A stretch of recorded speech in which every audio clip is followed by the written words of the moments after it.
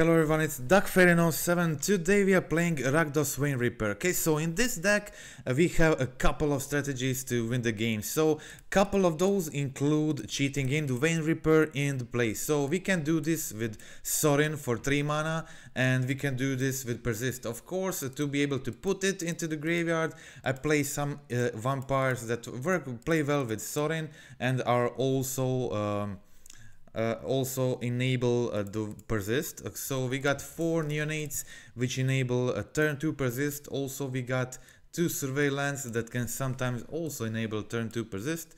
We got Bloodtithe harvesters that work as a pseudo removal and a way to discard the Ripper. Also 2 split with Fable and the Harvester. Okay, actually the trophy list I did last week played 4 Harvesters, but after that league, which unfortunately got deleted post MTGO update, and I played another league, was very close to trophy, finished 4-1, so we are going to watch that league instead of the trophy one.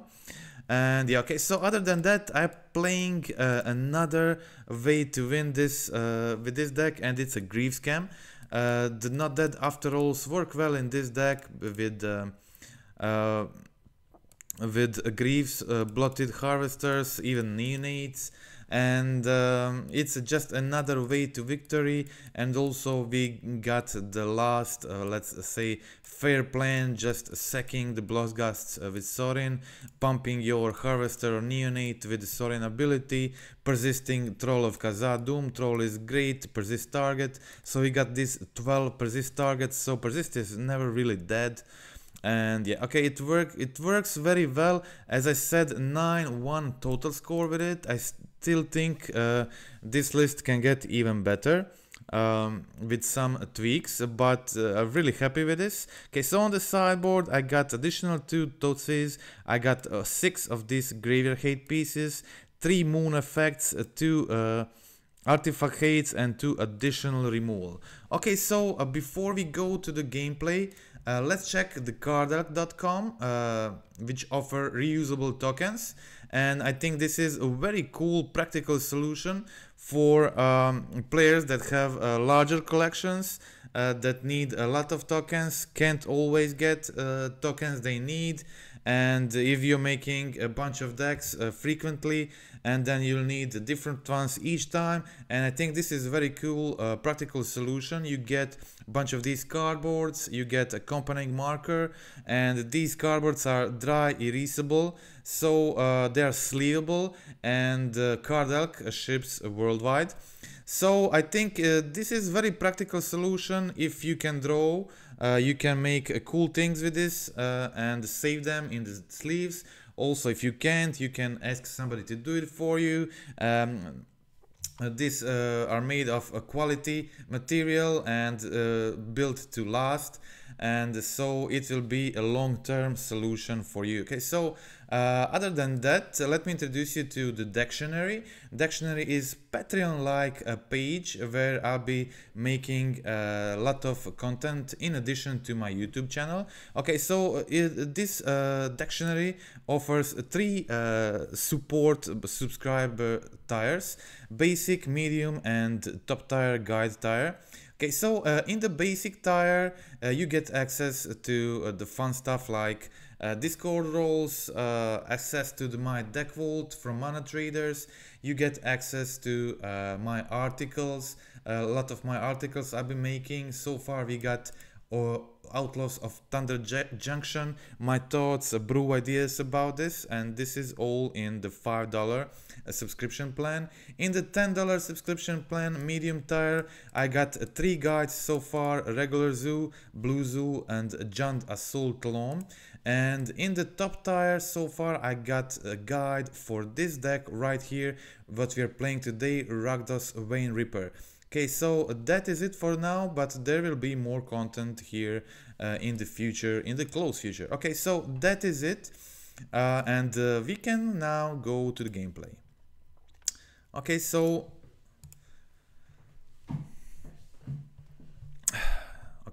in the match 1 I was playing second, keeping a decent hand. I can either go for Persist Grief on 2 or Persist Troll. So I draw a land, but I decide to go for a Persist Troll on turn 2 there. Because Persisted Grief doesn't really do too much in this situation.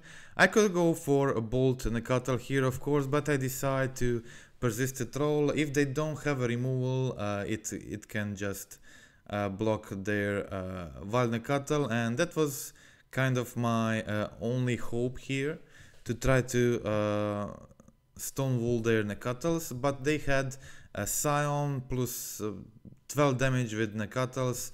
That was too much, so I had to concede. So let's check out game 2. Okay, so in the game 2, I brought in, of course, the Moon effect, and I had a turn 1 Grief Scam, followed with Molten Collapse for their creatures, and of course a Blood Moon if I draw it. I decide to let them keep Kavu in hand. I had a removal for Kavu here, and I didn't want them to kill my Grief. Okay, so opponent goes for Kavu here. I can just kill it end of turn, and then continue attacking. Right now my opponent is on a 9, so I'm still attacking them, and opponent cycles and doesn't draw a removal for my Grief, so that is game over. Let's check out game 3.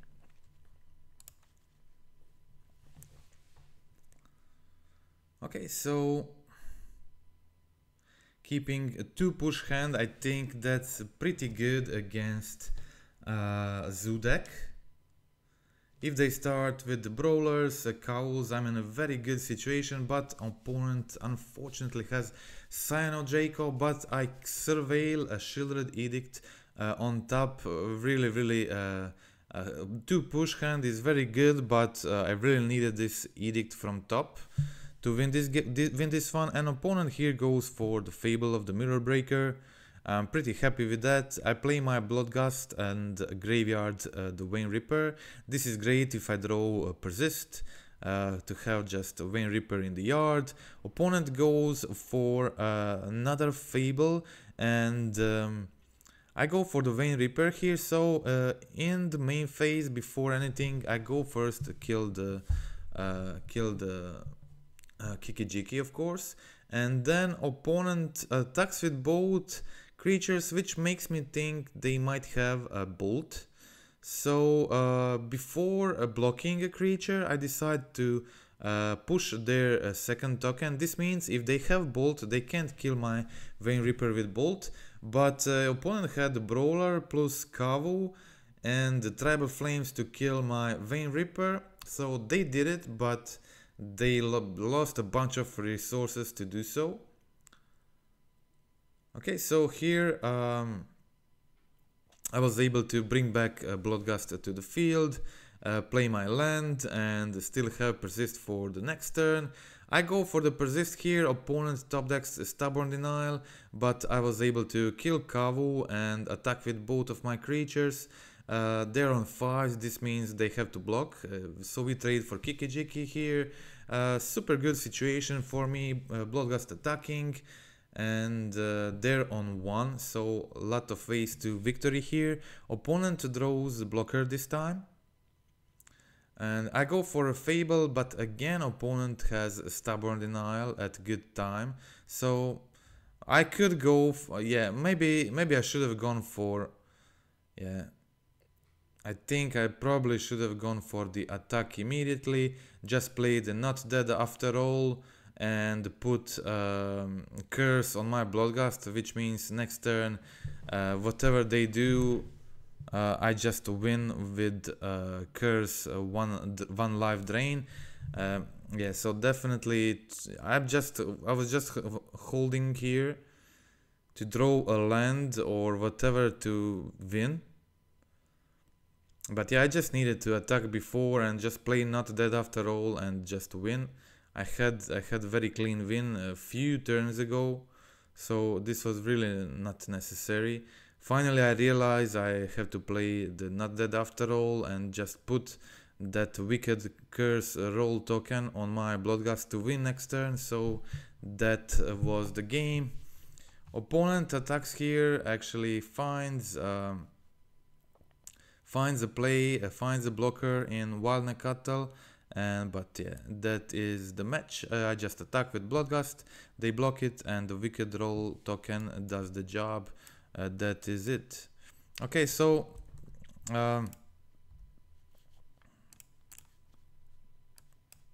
okay, that was match one. That was match one. Let's check out match two.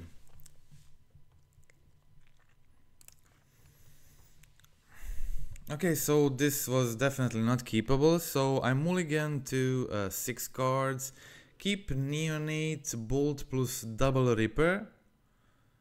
So there are a bunch of draws I can get here. I play 4 Persist, 4 Sorins. So here I decide to discard my Bloodghast to put it into play immediately, but opponent had a Cling to Dust, so that didn't happen.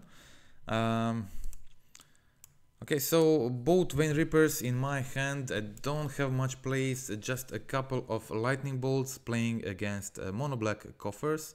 But my opponent is Mana Screw 2, and they have couple coffers and 2 lands, meaning they can't play much of the cards. Okay, so here I draw into Grief. I really want to hardcast this Grief, but also similar to my opponent, missing the mana. Opponent doesn't need 1 land, they need 2 lands. With 1 land they still can cast their 4 mana spells, they play a lot of those. Okay, so here I got Vein Ripper on the field, but opponent was able to Edict my Vein Ripper, so I just played the Grief and plus the Sorin. So now attacking with Detach Lifelink Grief and going for the fetch. Next turn I can put another Vein Ripper to the field. Opponent's draw, still digging for land, but nothing helps. Finally I put Vein Ripper on the field, attack for 3 damage and pass the turn. My opponent has Edict, I know their hand, they have Sheoldred, they have 1 ring and 3 Shadow of Depths, so there's nothing they can do here. I just double bolt them and finish them next turn with Vein Ripper, so that is the game. Let's check out game 2. Okay, in the game 2,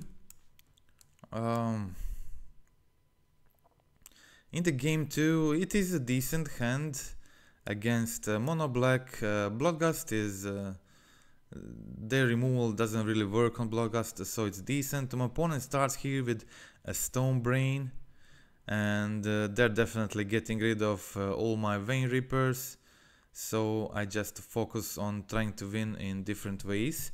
Okay, so here I'm actually good. My opponent is wasting turn on the Stone Brain, and I can just attack with Bloodghast, play the Fable, and continue my grind plan for this game. Bloodghast and Fable are both like hard cards to deal with for the opponent's deck. So here I got into push the Doughty, play another Fable, pass the turn. I have 2 Fables next turn, 1 flipping, 1 helping me to find the draws I need. Opponent finds the 1 ring with last card in their hand, but I was able to put a Grief and Sorin into play. Opponent finds another ring, gets protection again, plays Doughty Voidwalker, so they're good, but still looking for resources. I attack with my Shamans to get the treasure tokens here and pass the turn. Maybe I should have gone for a Grief ability immediately in the draw step, and this way opponent finds a Sheoldred from their draw step and gains some life. And yeah, I think that was a mistake, but opponent now has 2 cards in their hand. End of turn I go for Kiki-Jiki. I have the Not Dead After All in my hand, so they can't kill it in response. I look at their hand and I know they have a Karn. I can discard the Karn, attack with all my creatures, so I'm in a very good position. But and I also find Edict for a Sheoldred for immediate kill, so my opponent concedes, and that is the match. Let's check out match 3.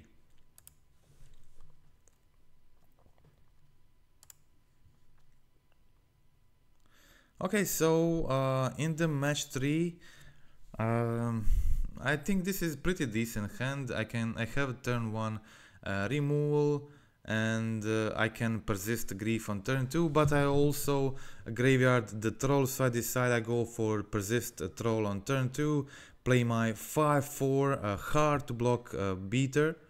I'm very happy with the troll in this build. Okay, so I go for attacks with troll, play my harvester, another good attacker here. Opponent discards my entire hand, but I have a 2-turn clock here, backed up with not dead after all, so a lot of damage here. Opponent goes for smallpox, but I have not dead after all, so smallpox basically doesn't do anything against me here, and I get to kill them, so that is game over. Let's check out game 2. Okay, so this hand only contains grief and neonate. It doesn't feel good enough, so I mulligan to 6, keep a decent 6, keep a double survey land, and I draw into not dead after all, so I decide to go for the grief scam. Discard both cards in my opponent's hand, which means they're only left with a bunch of lands. Okay, so I play my survey land, keep another land on top, so I can go for the Fable next turn. Opponent unfortunately finds a Lily and kills my grief. They're still very high on life and have Urza Saga, so I'm definitely in problem here. Upkeep, I discard my Bloodghast. I discard Bloodghast to Lily, and I play a land here, Surveil, bring back a Bloodghast, attack the Lily, try to kill it. Opponent decides to jump with the construct token. I'm fine with that. And opponent gets to do another token plus the Lily, unfortunately getting rid of my Vein Ripper, and start doing the damage with the wreck. Okay, so I go for the attacks again. This time we trade for the constructs. Opponent has another Urza Saga, and they play Expedition up, which means they'll be able to find another one. So this was a very interesting game. I think the choices here were not that easy, and my opponent had 2 wrecks now with 0 cards in hand. That is a 2-turn clock, and unfortunately I was forced to block the construct here because otherwise they had the kill. Okay, so harvesters, this is why I play harvesters, you will see. So harvesters, thanks to harvesters I was able to win this game, and also I was able to win a trophy match thanks to the harvester in the match 5 or my previous league. So here I play draw another harvester, which means now my harvester gives -4 to opponent's creatures, and this meant I was able to actually kill the construct token. Killing the construct token made me drain opponent to for 4 life, and I have a flyer, Vein Ripper, attacking for 6, and they must block Bloodghast, and when Bloodghast dies they lose 2 life for the win. So that is the match. Let's check out match 4.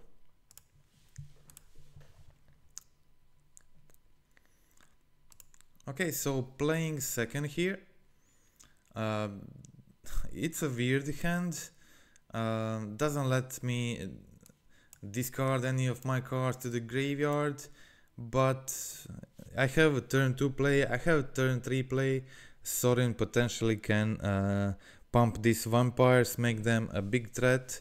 So I also can fetch the survey land. The survey lands are pretty big. in this build. As you can see, I find a Vein Ripper on top, and since I have two Sorins in my hand, I decide to keep a Vein Ripper on top.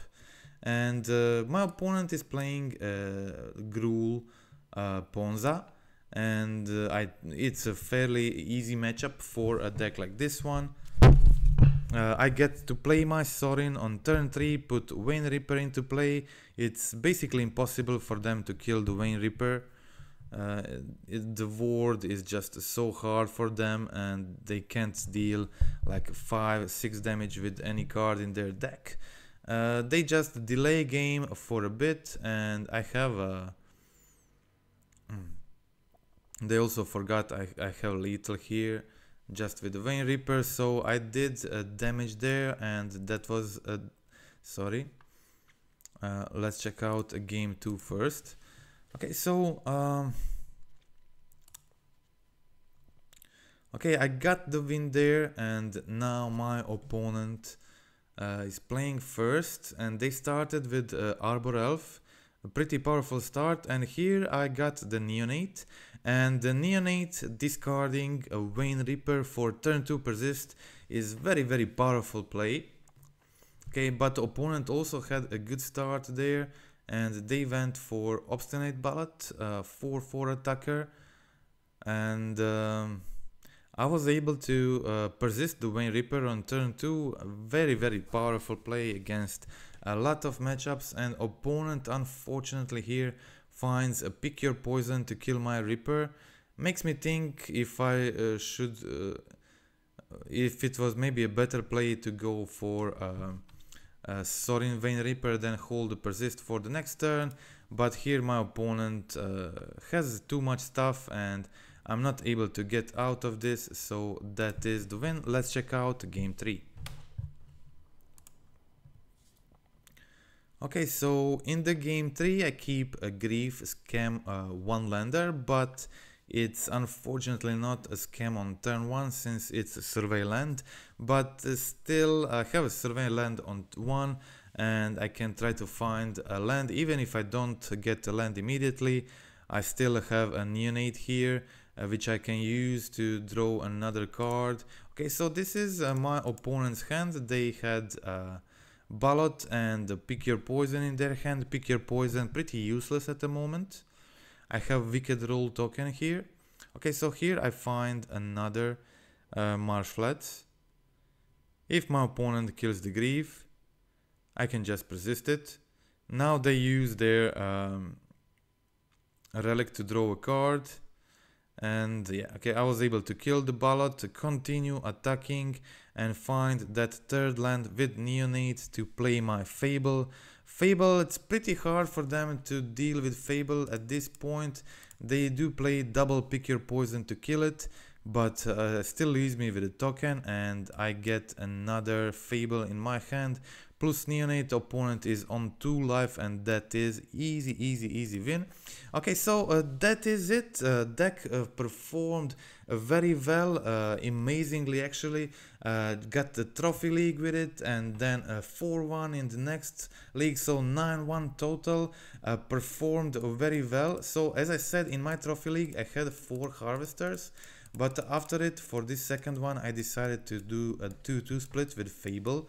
Fable was pretty good in some of the decks, but so was Harvester, so I'm still like doing the split. And yeah, so the Sorin Vein Ripper is actually very playable strategy in Modern right now. I really love the Persist plan.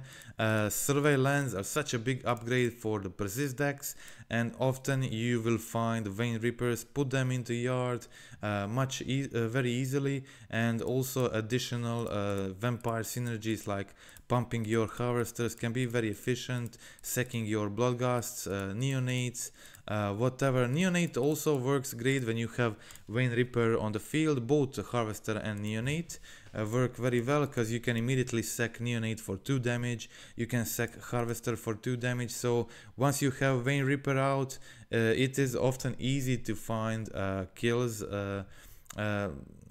very fast kills, either with Sorin sacrificing vampires or just them sacrificing themselves. So that is it. Little bit of removal, a little bit of scam, and a little bit of persisting and cheating in the Vein Ripper, of course, and the Troll makes a very efficient strategy, and I really like this build. Has attacking opponent in many ways.